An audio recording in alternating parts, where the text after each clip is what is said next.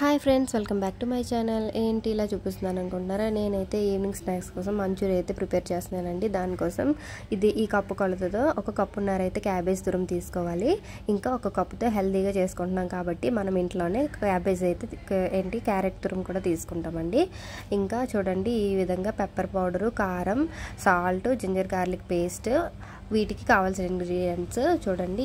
ఈ విధంగా ఒక పక్క ఇవి కూడా కట్ చేసి పెట్టుకోవాలి. ఆనియన్స్, క్యాప్సికమ్, గ్రీన్ చిల్లీ, అల్లం, వెల్లుల్లి చిన్న చిన్న ముక్కలుగా చేసుకుని పెట్టుకోవాలి. ఇంకా కార్న్ ఫ్లోర్, ఇంకా మైదా కూడా మనమైతే పక్కన పెట్టుకొని ఉంచుకోవాలండి. దీంతో పాటుగా నేను చెప్పడం మర్చిపోయాను, ఇదండి పెప్పర్ పౌడర్ కూడా పక్కన పెట్టుకోవాలి. ఇప్పుడు ఒక గిన్నెని తీసుకుని దానిలో క్యాబేజ్ తురుముని యాడ్ చేసుకోవాలి. ఇంకా మనము తురుము పెట్టుకున్న క్యారెట్ని కూడా పెట్టుకున్నది కూడా దీనిలోకి అయితే యాడ్ చేసుకోవాలి. చూడండి, నీట్గా ఈ విధంగా రెండు బాగా మిక్స్ అయ్యేలా నీట్గా కలుపుకోవాలి. బాగా కలుపుకొని దీనిలో రుచికి సరిపడా సాల్ట్ అయితే వేసుకోవాలండి.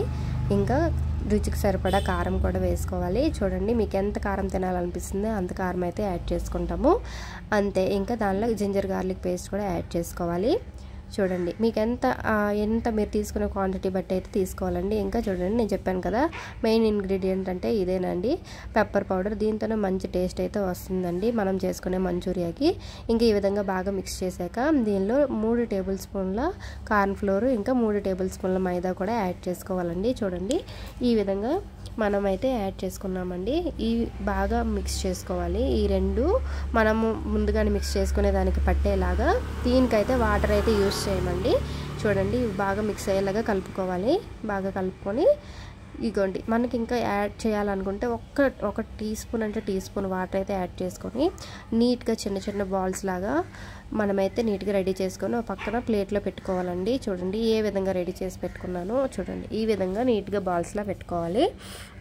చిన్న చిన్నగా చేసుకొని ఇంకొక పక్క కడాయిలో ఫుల్గా ఆయిల్ వేసుకోవాలి. అది బాగా హై ఫ్లేమ్లో కాగనిచ్చి కొంచెం సిమ్లో పెట్టుకొని ఇవైతే ఫ్రై చేయాలి. ఎందుకంటే బయట వేగిపోతాయి, లోపల మెత్తగా ఉండిపోతాయి. అలా చేయకూడదండి. మనము బాగా ఆయిల్ వేడెక్కాక సిమ్లోనే పెట్టుకొని ఇవి బాగా లోపల కూడా బాగా ఉడికేలాగా ఉడికించుకోవాలి. బాగా ఫ్రై చేసుకోవాలి వీటిని.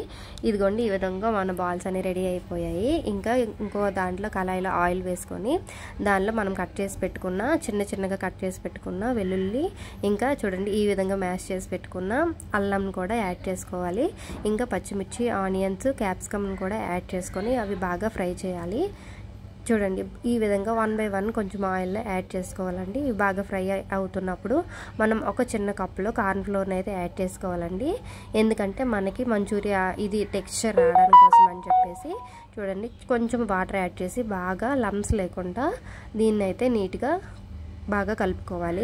బాగా కలుపుకున్నాక ఈ లోపు అయితే మనవి క్యాప్సికమ్, ఆనియన్స్ ఇవన్నీ ఫ్రై అయిపోయాయి. దీనిలో 1 స్పూను వెనిగర్, ఇంకా 1 స్పూను సోయా సాసు, ఇంకా 1 స్పూన్ అయితే గ్రీన్ చిల్లీ పేస్ట్. చూడండి, ఇంకా ఇంకో స్పూన్ ఏం చేయాలంటే టమాటో సాస్ అండి. టమాటో సాస్ని కూడా 1 స్పూన్ అయితే యాడ్ చేసుకొని ఇవి అన్నీ బాగా మిక్స్ అయ్యేలా కలుపుకొని 2 స్పూన్లు అంటే 2 స్పూన్ల వాటర్ అయితే ఇవి బాగా జస్ట్ ఉడకడానికి అని చెప్పేసి యాడ్ చేసుకోవాలి.